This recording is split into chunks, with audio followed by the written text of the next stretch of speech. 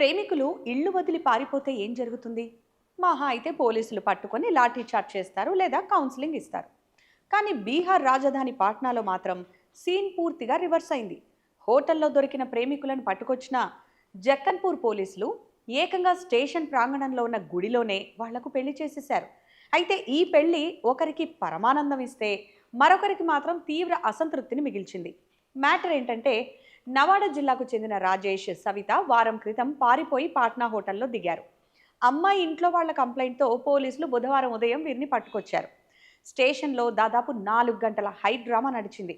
అబ్బాయి పెళ్లికి నో అంటున్నా పోలీసులు అమ్మాయి తరఫు వాళ్ళు గట్టిగా ప్రెషర్ తెచ్చి పూజారితో శాస్త్రోక్తంగా 3 ముళ్ళు వేయించేశారు.